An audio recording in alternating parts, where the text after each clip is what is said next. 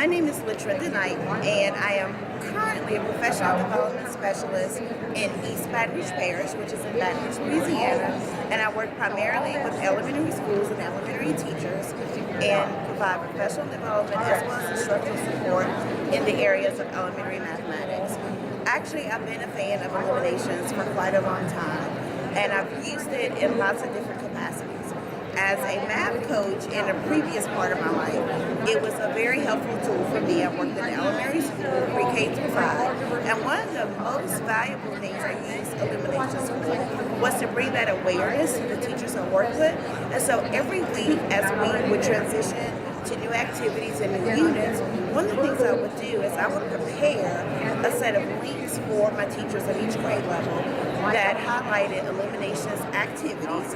Some were the actual lesson plans, some were the actual interactives that actually correlated to the units and to the activities. At that time, we had grade level expectations. We weren't using Common Core standards, so they correlated to the GLEs that they were teaching for that week, so their students would not only have standards-based lessons that were interactive, that were standards-based for their students, they also had the interactive things to use on the computer, so they were getting that blended learning experience as well. As a classroom teacher, I use it obviously in my classroom with my students the same way I promoted it for the teachers I service.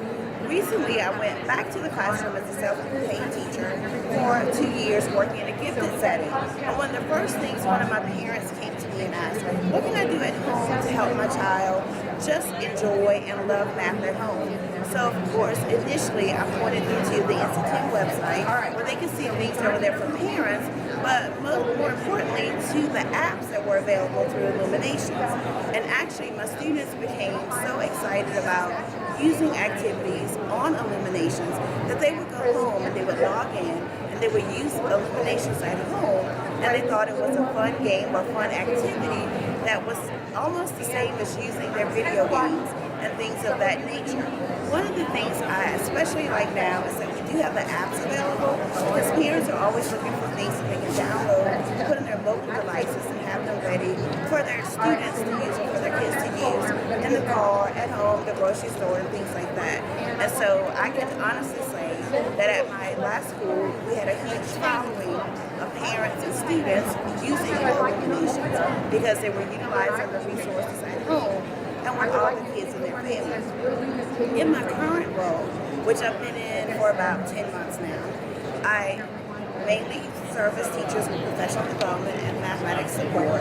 And so now when I go out and I do professional development offerings for teachers, I'm finding that Illuminations is still one of the best kept secrets in mathematics education. So I do lots of professional development workshops where I actually introduce them to Illuminations.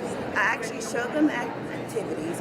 I correlate them to our standards. We are Common Core State in Louisiana that are currently being addressed maybe that month in their classrooms for their grade level.